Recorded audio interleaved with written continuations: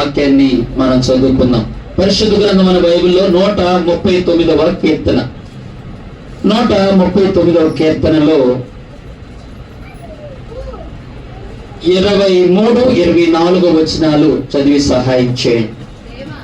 దేవా, నన్ను పరిశోధించి నా హృదయమును తెలుసుకొనుము. నన్ను పరీక్షించి నా ఆలోచనలను తెలుసుకొనుము. నీకు ఆయాసకరమైన మార్గము నా యందు ఉన్నదేమో చూడుము. నిత్య మార్గమున నన్ను నడిపింపుము.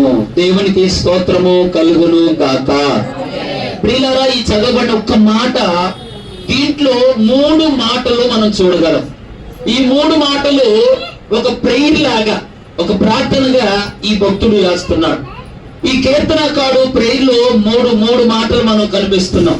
3 మాటలు. ఈ 3 మాటలు మొట్టమొదటి పలికిన మాట ఏంటంటే, ఒక మాట, దేవా నన్ను పరిశోధించి నా హృదయమును తెలుసుకొనుము. తెలుసుకో. ఏమన్నాడు? ఎంత ధైర్యం ఉంటే, ఎంత పవిత్రంగా, పరిశుద్ధంగా, ఎంత నీతిగా, ఎంత యథార్థంగా, ఎంత విశ్వాసంతో, ఎంత భక్తితో ఉంటేనో ఈ మాట పలకగలరు. ఏదైనా లోపం ఉంటే, ఏదైనా పాపం ఉంటే, ఏదైనా అవిధేయత ఉంటే, ఏదైనటువంటి దేవునికి విరోధమైనది ఏదైనా ఉంటే ఈ మాట ఎవరు కూడా పలకలేరండి. ఈయన ధైర్యంగా అన్నాడు, దేవా నన్ను పరిశోధించు, నా హృదయము తెలుసు. నా హృదయం ఎలాగున్నది, నా హృదయ స్థితి ఎలాగున్నది, నా హృదయం భక్తి ఎలాగున్నది, విశ్వాసం ఉన్నది, నా హృదయాన్ని నువ్వు పరిశోధించి పరీక్షించి తెలుసుకో అని సవాలుగా ఒక దేవుని సన్నిధిలో ధైర్యంగా చెప్పగలిగిన ఆ హృదయము చాలా పవిత్రమైన హృదయంగా ఈయన హృదయం ఉన్నది. ఎవరైనా అనగలరు ఈ మాట అంటే? మానవులుగా చిన్న చిన్న లోపాలు అంటే ఎవరు కూడా అనలేదు. కానీ ఈ మాట అనగలిగింది ఎవరో తెలుసా? ఒక యేసు ప్రభు అన్నాడు. ఏమన్నాడు తెలుసా? నాలో పాపం ఉన్నదని మీలో ఎవరైనా స్థాపించగలరా? నాలో పాపం ఉన్నదని మీలో ఎవరు స్థాపించగలరు అని సవాలు ఇచ్చినారు లోకానికి. అని ఎవ్వరూ కూడా యేసులో పాపం ఉన్నదని ఏలిపి, ఎందుకంటే ఆయన పరిశుద్ధుడు, ఆయన జన్మ పరిశుద్ధము, ఆయన ప్రవచనం ద్వారా, దేవుని దూతల ద్వారా, పరిశుద్ధ దూతల ద్వారా పుట్టబో శిశువు పరిశుద్ధుడై ఉండును. యేసు అని పేరు అతనికి పెట్టుకును. తన ప్రజల వారి పాపముల నుండి ఆయన విడిపిస్తాడు అని ఒక ప్రవచనం ద్వారా పరిశుద్ధాత్మ గర్భం ధరించి వచ్చిన దేవుడు కనుక ఆయనలో ఏ పాపము లోపం లేదు కనుక అన్నాడు, నాలో పాపము ఉందని మీలో ఎవరైనా స్థాపి అని గట్టిగా ఆయన చెప్పగలగటానికి ఆయన కారణం ఏంటంటే, ఆయన ఏమి అభ్యంతర కారణం అనేది లేకుండా దేవుని ఎదుట నిందారహితముగా, నిష్కళంకంగా, పవిత్రంగా ఉన్నాడని మనకు అర్థమవుతుంది. దేవునికి స్తోత్రం. అది మొదటి మాట. రెండో మాట, నీకు ఆయాసకరమైన మార్గము నా యందున్నదేమో. చూసారు? వాళ్ళు చెక్ చేసుకుంటున్నాడు, ఆయన వాచ్ చేసుకుంటున్నాడు కదమ్మా. తను నీకు ఆయాసకరమైంది అంటే ఇష్టం లేనిది, నీవు ద్వేషించేది, నువ్వు ఇష్టపడనిది నాలో ఎన్నరుగా నాలో ఉన్నదేమో. చూడు ప్రభా, నీకు ఇష్టం లేదు ఇంకేమైనా ఉన్నదేమో, పరిశోధించు, మరలా చూడు, నీకు ఇష్టం లేనిది ఏదైనా ఉన్నదేమో చూడమని గట్టిగా దేవుడిని ఆయన ప్రేయర్ చేసుకుంటూ ఉన్నాడు, ప్రార్థన చేసుకుంటూ ఉన్నాడమ్మా. అవును ప్రియ దేవుని బిడ్డలారు, దేవునికి ఇష్టం లేనిది మనలో ఏదైనా ఉంటే, దేవునికి ఆయాస్కరమైనది ఏదైనా ఉంటే, అప్పుడు మన యొక్క ప్రార్థనకు జవాబు రాదు. మనం దీవించబడలేము, ఆశ్రమించబడలేము, హెచ్చించబడలేము, ఉన్నత స్థితికి ఎక్కలేము. దేవుని హస్తం నిన్ను తాకదు, నిన్ను ముట్టదు, నిన్ను ఆశ్రమించదు, నిన్ను పైకి ఎత్తించదు. ఎందుకంటే దేవునికి ఇష్టం లేనిది పాపం. అందుకనే మీకు మీ దేవునికి రక్షింప నేరకున్నట్లు యెహోవా హస్తము కొరచేది కాదు. ఆయన రక్షిస్తాడు, స్వస్థపరుస్తాడు, దీవిస్తాడు, బలపరుస్తాడు, లేవనెత్తుతాడు. కానీ ఎందుకు రావట్లేదు ఆయన హస్తం నీ మీదకి? ఎందుకు నిన్ను ముట్టట్లేదు? ఎందుకు పైకి లేపి హెచ్చించట్లేదు? ఎందుకు సహాయం అందట్లేదంటే, నీకు నీ దేవునికి ఏమన్నదంటే అడ్డంగా మీ పాపములు దోషములను కనుక అవి ఆయన ముఖాన్ని మరుగుపరిచింది. ఆయన చెయ్యి రానివ్వట్ల, మీ ప్రార్థనలు అక్కడికి వెళ్ళట్లేదు. కాబట్టి దేవునికి ఇష్టం లేని మనం తీసేసుకోవాలా. దేవునికి స్తోత్రం.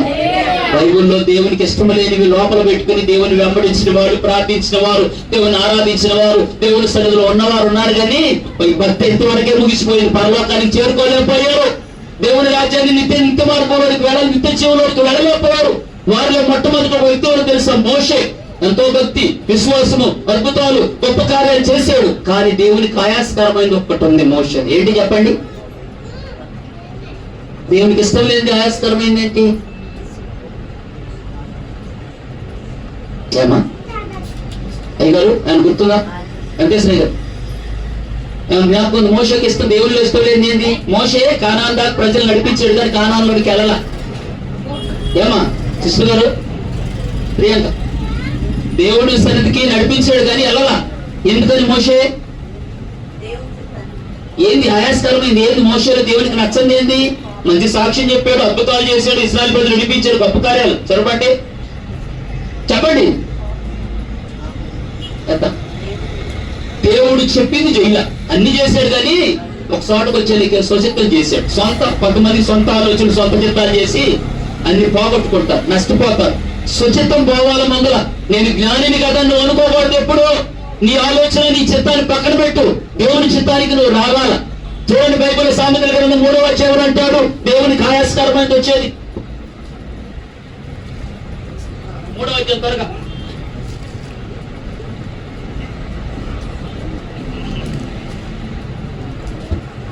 3వ అధ్యాయం.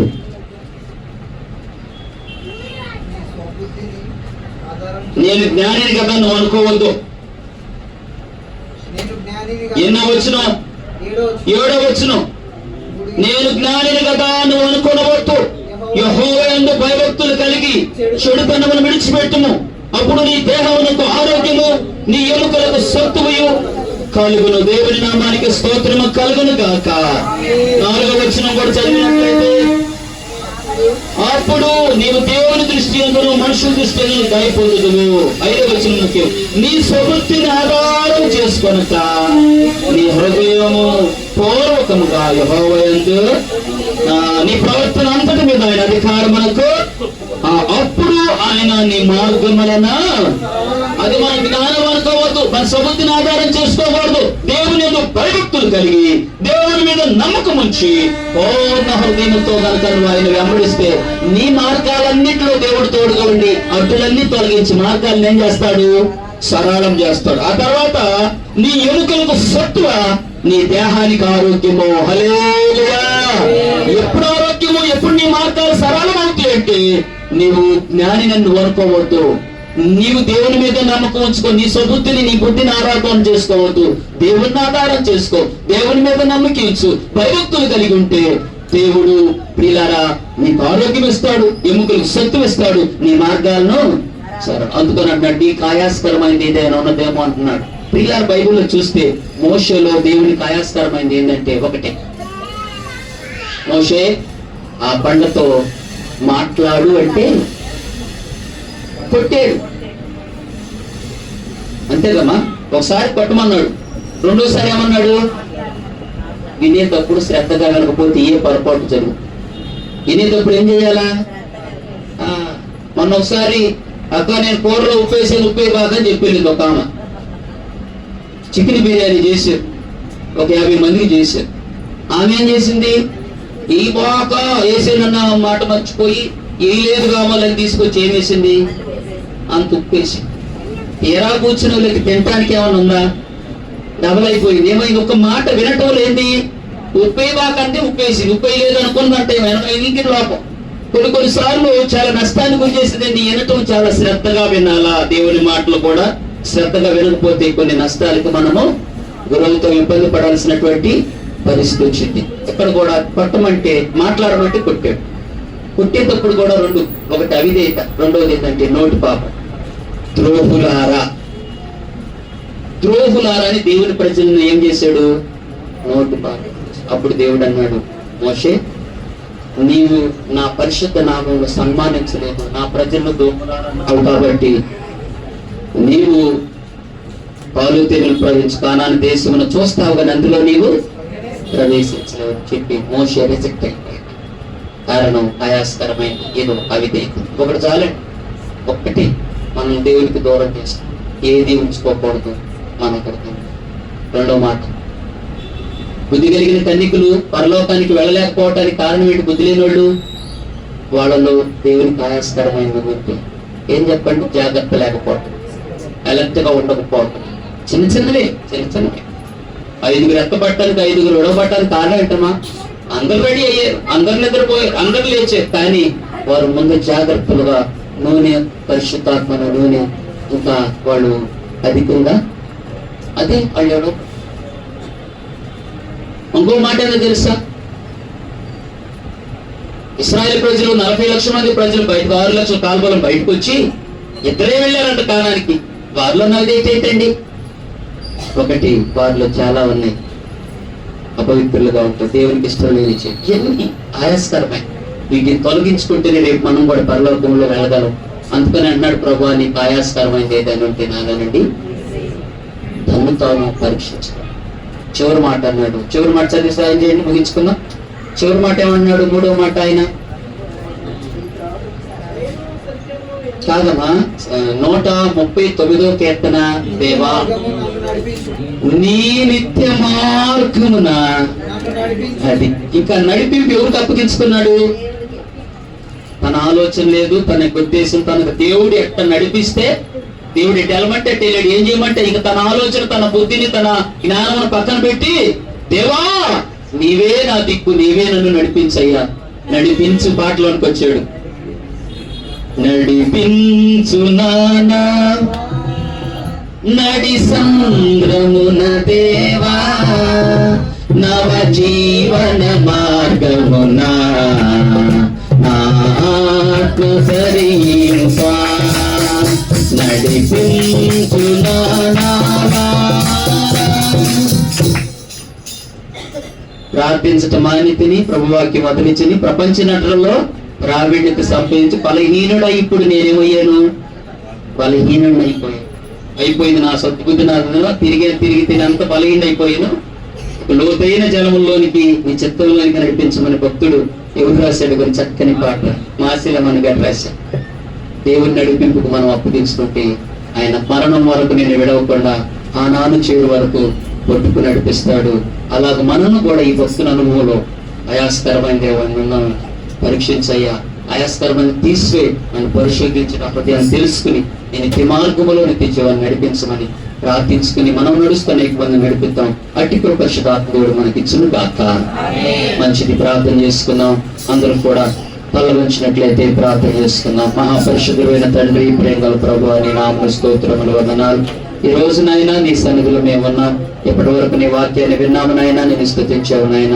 కూడిన మమ్మల్ని అందరినీ మీరు దర్శించండి, నీతి మార్గంలో నడిపించండి.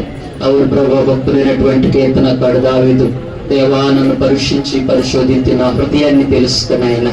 అయ్యా నా హృదయంలో నీకు ఆయాస్కరమైన నిర్ణయం తొలగించయ్యా. దేవా నీ నీతి మార్గంలో నడిపించని ఎలాగ ప్రార్థన చేశాడు. నువ్వు కూడా, నేను కూడా అయ్యా నా హృదయంలో ఇంకా నీకు ఇష్టం లేనిది ఏముందో అయ్యా అది తెలుసుకున్నాయన. నీకు ఆయాస్కరమైన తొలగించయ్యా. అయ్యా నన్ను నీవు నడిపించయ్యా, నేను నడవటం కాదయ్యా. నేను నడిస్తే పడిపోతాను, జారిపోతాను, మీరు నడిపించండి. దేవునికి అప్పగించుకుని ప్రార్థన చేసుకోనండి. ప్రభు వైపు చూడండి అమ్మా, దేవుని సన్నిధిలో ప్రార్థన చేసుకోనండి. అలాగ ప్రార్థించుకున్నప్పుడు దేవుని కృప మనకు తోడుగా ఉండింది. అట్టి కృప పరిశుద్ధాత్మ దేవుడు మనకి ఇవ్వాలని ప్రార్థన చేసుకోండి. ప్రేమగల తండ్రి యేసు ప్రభువా, నీకు వందనాలు. ఈ సమయంలో నీ సన్నిధిలో ఇప్పటి వరకు అయ్యా నీ వాక్యాన్ని ధ్యానించావు. విన్న వాక్యాన్ని మా హృదయంలో నీరు పెట్టి ఫలింప చేసి నీకు ఆయాస్కరమైన మాలో నువ్వు తొలగించి మమ్మల్ని పవిత్రపరిచి పరిశుద్ధపరిచి నీ శరీరము రక్తం తీసుకోబోతుండగా ఈ రక్తంతో మమ్మల్ని శుద్ధి చేర్చి యోగ్యులుగా చేయమని, పలలో పాల్గొంపులు పొందే ప్రతి బిడ్డను దీవించమని యేసయ్య నామములో ప్రార్థిస్తున్నాము తండ్రి. ఆమేన్. అందరూ